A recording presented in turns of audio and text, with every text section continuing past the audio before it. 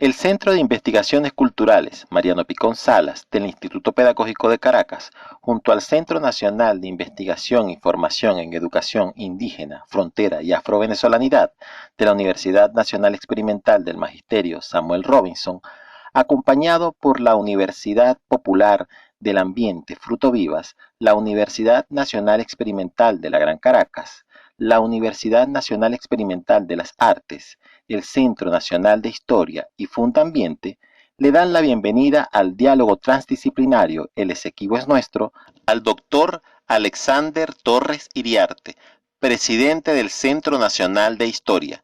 Gracias por su participación. Adelante.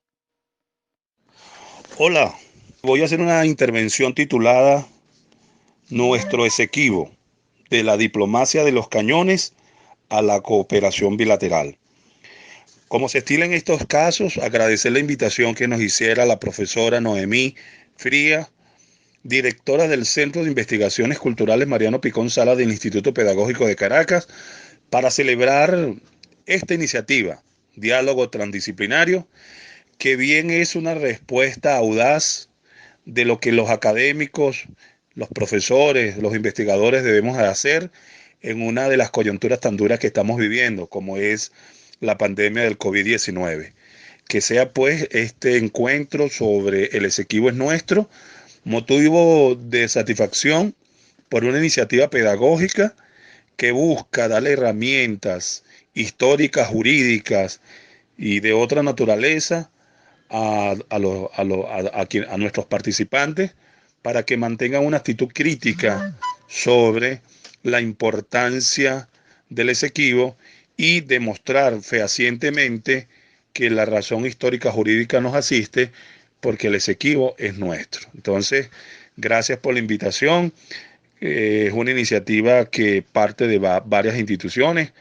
En este caso yo represento al Centro Nacional de Historia y estoy muy complacido de, aunque sea por este medio, de compartir con ustedes. Primero, no renunciar nunca a mi condición de docente. Yo quiero que mi intervención, y sospecho que las otras también, van a tener, digámoslo así, este sello indeleble del aula, del enseñante, del que quiere hacerse comprender. Dicho de otra manera, yo quiero que esta, estas notas que voy a conversar, que seguramente van a ser superadas o complementadas por los otros compañeros y compañeras que a bien van a participar en estos foros, nuestro Esequibo de la diplomacia de los cañones a la cooperación bilateral, se vea como una invitación a buscar con cierto ojo avisor, con gran usal y con cierto grano de malicia, los antecedentes históricos de un conflicto que, si bien está consustanciado con la historia republicana de Venezuela, en este último año del 2020, bueno, ha alcanzado inusitada importancia. Para comenzar, yo voy a tratar de dividir mi intervención en 4 o 5 grandes momentos. Pero antes de comenzar, es bueno poner la gente en perspectiva. Cuando hablamos de la Guayana Esequiba, estamos hablando del territorio más al este de Venezuela. Estamos hablando eh, del margen izquierdo del río Esequibo. Estamos hablando de 159.000 kilómetros, 542.000 kilómetros. 159.542.000 kilómetros cuadrados, que bueno, que posee un área costera de 435 kilómetros, desde Punta de Playa hasta la desembocadura del mismísimo río Esequibo, y tiene una importancia estratégica para nosotros, sobre todo la fachada del norte atlántico. Pero lo que poca gente se percata es que esta zona en reclamación es una zona que tiene gran diversidad de recursos naturales. Es decir, si buscáramos rápidamente información geográfica o geohistórica sobre este lugar, nos vamos a dar cuenta que hay grandes cantidades de tierras cultivables, que hay recursos forestales, que hay oro, que hay diamante, que hay bauxita, que hay manganeso, que hay coltán, que hay uranio, que hay gas y sobre todo que hay petróleo, sobre todo en el fondo marino. Es decir, En apretada síntesis, estamos hablando de un área de una alta diversidad biológica, de una gran diversidad biológica que tiene desde recursos naturales, tierras cultivables, hasta petróleo y agua dulce. De tal manera que desde el punto de vista geográfico es una zona bastante atractiva. Pero desde el punto de vista demográfico, estamos hablando de una zona en reclamación que no tiene más de 150.000 habitantes y que la gran mayoría tienen una identificación, si no entera, por lo menos somera, con el pueblo de Venezuela. Entonces es muy importante tomar en cuenta estos elementos a la hora de analizar la importancia histórica de la Guayana Esequiba. Para la comprensión sobre la importancia y la significación histórica de nuestro Esequibo, de la diplomacia de los cañones a la cooperación bilateral, podríamos tomar como punto de partida aquella afirmación que hiciera la investigadora venezolana María Trinidad Pulido en un libro llamado Contiendas Civiles y Reclamaciones Internacionales. Ese es un libro de 1963, editado por la Universidad Central de Venezuela, donde ella dice palabras más, palabras menos, que con la misma frecuencia en que en Venezuela sucedían supuestas revoluciones, azonadas, alzamientos, propio de una república que estaba en proceso de formación y de instituciones endebles que todavía no se consolidaban, bueno, eran presentados oportunamente, ¿no?, entre comillas, la Secretaría de las Relaciones Exteriores, múltiples, diversas solicitudes de intervenciones, multitud de reclamos por cónsulos y ministros extranjeros, demandando además territorios, situaciones. Y como si fuera poco, además de los representantes internacionales de estos países, también súbditos y ciudadanos de a pie buscaban indemnizaciones por causas diversas, ¿no? Que entonces lo que quiero yo significar es que la conformación del Estado-Nación venezolano está íntimamente relacionado a un marco de relación de subordinación con capitales extranjeros, con intereses extraños, ¿verdad?, que han aprovechado las circunstancias internas que vive nuestro país, primero con la guerra de independencia, después las guerras federales y las guerras internas, hasta todo lo que tiene que ver con la configuración del Estado contemporáneo, para hacer compulsivas indemnizaciones y exigir supuestas deudas, ¿no? Entonces es muy importante que este espacio nos sirva para parafrasear lo que dijera en un momento en 1819 el libertador Simón Bolívar: nos han dominado más por la ignorancia que por la fuerza. Y esto es interesante, porque cuando uno revisa con cuidado el expediente de la Guyana y nuestra Guayana Esequiba, se da cuenta que la historia de Venezuela es la historia también de un sistemático despojo de su territorio. Es decir, nuestros conflictos históricos han sido mayormente con la República de Colombia y con Inglaterra, sin desconocer otro. Pero la historia fronteriza de Venezuela es la historia de la usurpación, lamentablemente, de su territorio, sobre todo de su frontera del este y el oeste. Si uno va a buscar un mapa del siglo XIX, se va a encontrar que desde nuestros orígenes, siglo XVIII, finales del XVIII, comienzo del XIX, nuestra extensión territorial era de más de 2.100.000 kilómetros cuadrados. Hoy en día no llegamos a 920.000 kilómetros cuadrados. Es decir, es como si hubiera una dialéctica, una confrontación entre intereses patrios por un lado, ¿verdad?, que quieren hacer su verdad, hacer valer su verdad histórica y jurídica, y lamentablemente la confrontación con factores de poder, con intereses geopolíticos que han sabido, pues, despojarnos de nuestro territorio. Si viéramos el siglo XIX, mientras que los caudillos estaban desenvainando sus espadas y matándose en guerras cuarteleras y civiles de poco aliento, sin una política exterior seria y continua, tanto las oligarquías como el capital extranjero nos fueron despojando de nuestra soberanía territorial. No obstante, perdón, no obstante, un poquito quebrantado de salud, para, no obstante, para no hacer ver esto como de una decálogo de calamidades de lo que fue el siglo XIX, perdón, debemos nombrar excepciones como la de Santos Michelenas con respecto a la relación con Colombia, o de Alejo Fortique con la misma Guayana Esequiba. Es decir, históricamente, lo que yo quiero decir, nuestros problemas limítrofes han sido condicionados en gran medida por nuestras revueltas internas. Esta es una idea que no podemos dejar de ver para comprender todo lo que tiene que ver con la historia de nuestro Esequibo.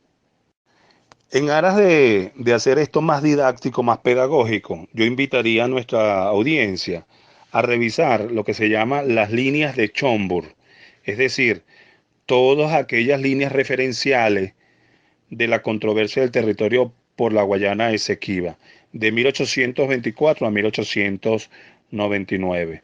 Y nos vamos a dar cuenta allí rápidamente que los trazos de los límites del Boco del río Orinoco en esos años está viciado de todo origen.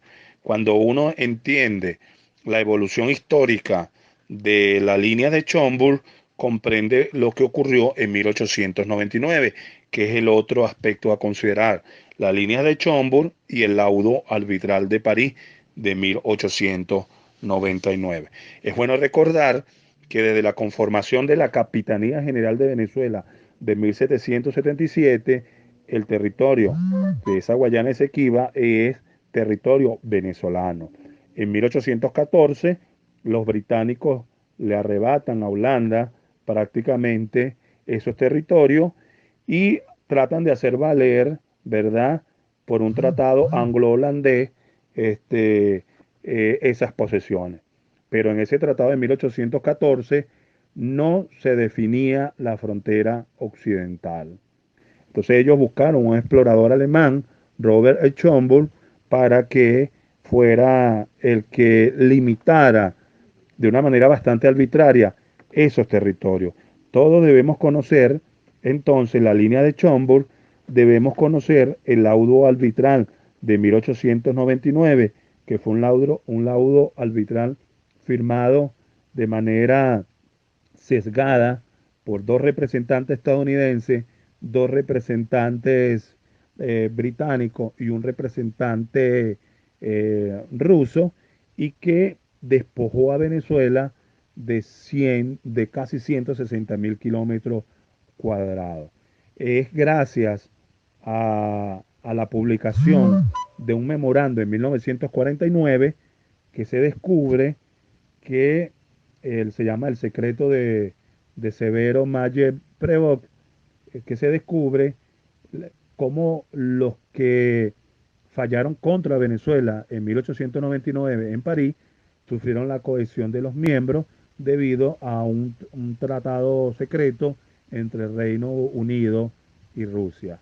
Él, en su hora postrera, antes de morir, le pide a un amigo que publique eso, y ahí se muestra el carácter írrito, ilegal, verdaderamente canallesco del laudo arbitral de 1899. Eso impulsa que el gobierno venezolano en los años 60 demuestre la invalidez, los vicios y los errores y los defectos del laudo arbitral de 1899 y concrete el Acuerdo de Ginebra de 1966, en el cual se demuestra que ese territorio debe ser discutido en términos de igualdad y sujeto al derecho internacional. Mismo año, en 1966, cuando Guayana Británica se independiza del Reino Unido. Estamos hablando del 26 de mayo del año 66. Los británicos liberan, entre comillas, a los guyaneses, y estos a su vez reconocen el Acuerdo de Ginebra de 1966. En esta parte, para no cansarlo, yo quería ir haciendo un balance rápido, ¿no? Lo que viene después del año 66, 67, 68, es el enfriamiento de la discusión de ese territorio. No me voy a meter en eso, me imagino que otros colegas lo van a hacer.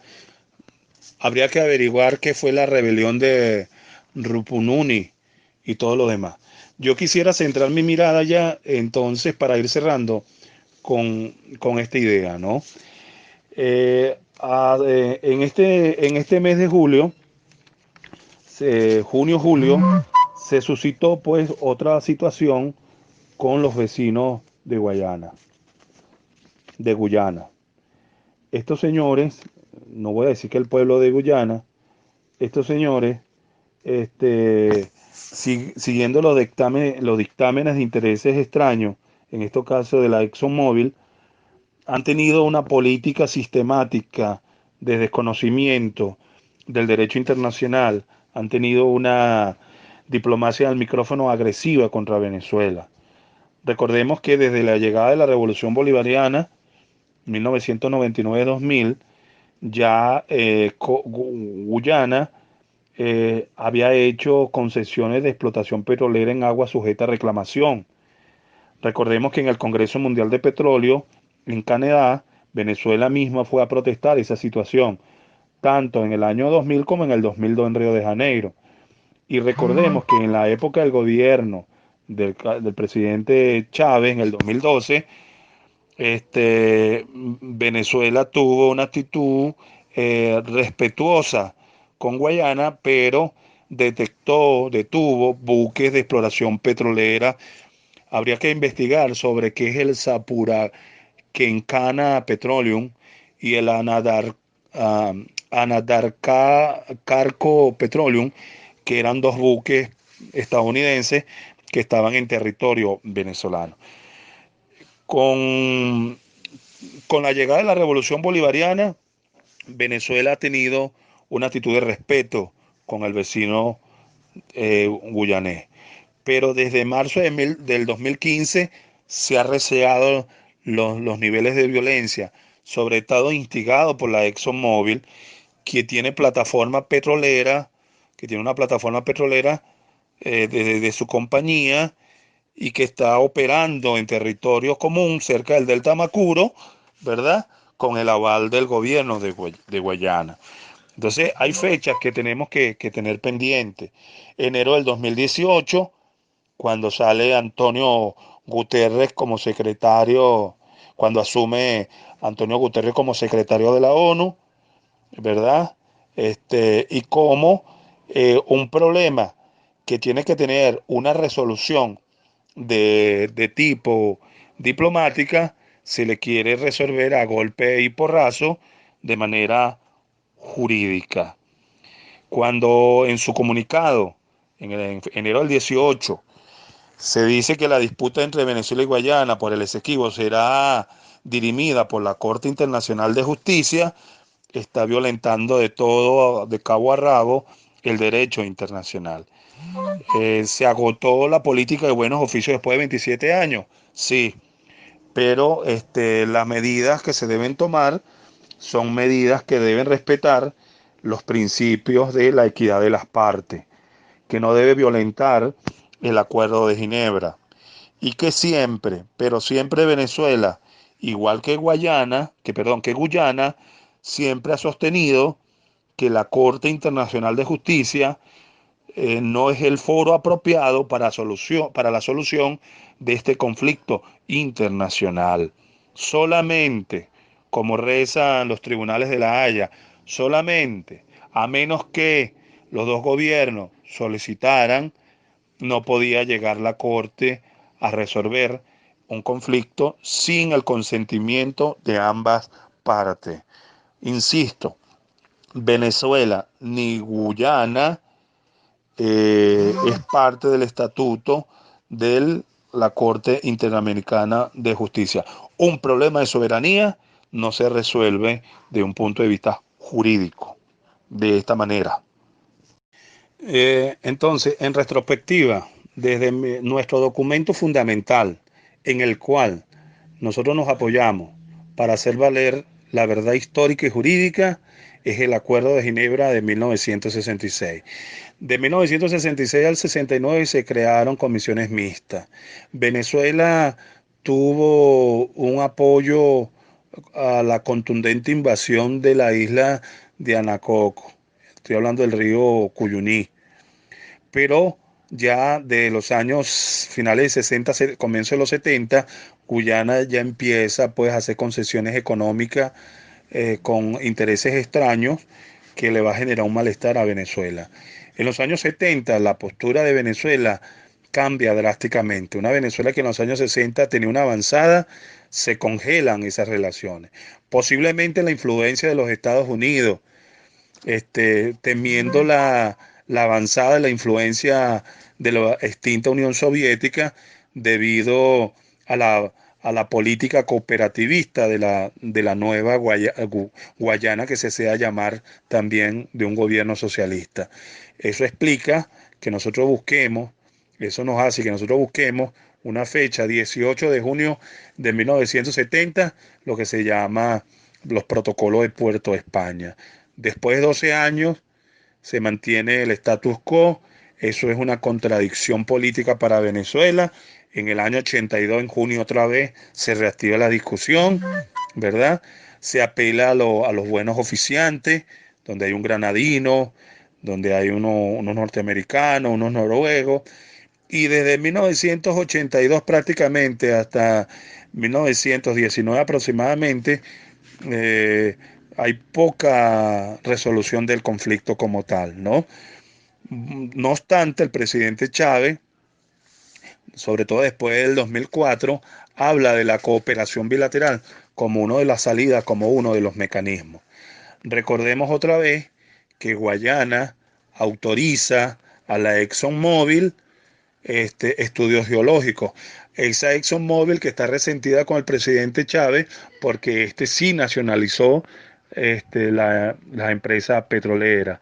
Es el momento del primer yacimiento de petróleo guyanés, estoy hablando del 2015, y el 2018 permite el gobierno de Guyana, como ya dijimos, el accionar de buques exploratorios. De tal manera que nos hemos confrontado entre una, una ExxonMobil que tiene a su servicio funcionarios guyanés, como el primer mandatario de la misma Guyana, David Granger, ¿verdad? Contra los intereses nacionales que en algún momento representó Chávez con la auténtica nacionalización del petróleo. Ha habido fallas de nuestra política internacional, hay que asumirla abiertamente. Es hora de remediarla. Los guyanés han tenido mayor control territorial, han sabido dilatar las negociaciones, han llevado esos procesos judiciales y han tratado de desconocer, o mejor dicho, han desconocido el Acuerdo de Ginebra, han tenido una actitud hostil y han otorgado concesiones económicas y alianzas con otros países enemigos de Venezuela. No obstante, a pesar de su política agresiva contra Venezuela, esas inversiones exteriores no se han reflejado en su población. Hay una gran corrupción en el gobierno guyanés y mucha pobreza en el pueblo guyanés y no ha habido la integración territorial. Integración territorial que puede aprovechar Venezuela con una política mucho más sistemática. Pareciera que Venezuela no ha sido, ahora es que es prioridad nacional el tema con Guyana. Parece que hay más preocupación por el acceso al Océano Atlántico que a este territorio que tiene muchas diversidades y muchas riquezas, como ya dijimos. Y bueno, Guayana se ha mostrado como la víctima en todo caso. Recordemos que esto no lo podemos divorciar de la operación Tenaza, donde está Brasil, que es un gobierno hostil, Colombia y Guyana, con el auspicio de Estados Unidos contra Venezuela. De tal manera que sí, somos del pensar que como venezolanos debemos conocer nuestra historia, saber sobradamente que el Esequibo es nuestro. La política que debemos nosotros implementar es mayor control y exploración de los recursos del territorio en reclamación. Creo que Venezuela sí tiene que ser un poquito más agresiva y menos diplomática, debe buscar acuerdos políticos internos, tiene que tratar de no aislarse del concierto de naciones, y como comencé, conocer nuestra historia nos da herramientas y actitud crítica para avanzar, y creo que nuestra consigna debe ser la paz, el acuerdo, el entendimiento. Ante la diplomacia cañonera del imperio y de Guyana, nosotros propiciamos entonces el ganar a ganar, la cooperación bilateral. ¿Cuáles son esos mecanismos? ¿Cuáles son esas herramientas? ¿Hay voluntad política para hacerla? Necesitamos este, personas preparadas, muchos expertos en el área, con menos sobredimensión política y más técnica y más científica. Bueno, esas son las preguntas que debemos resolver, y para eso la importancia de estos diálogos interdisciplinarios, transdisciplinarios, y por eso agradezco la invitación que nos hiciera este diálogo transdisciplinario. El Esequibo es nuestro, la gente del Centro de Investigaciones Culturales Mariano Picón Sala, del Pedagógico de Caracas, para reafirmar una vez más que el Esequibo es nuestro. Muchas gracias por su atención y a la orden. Ya concluida la oratoria, los invitamos a enviar sus preguntas y comentarios para desarrollar la interacción del conversatorio.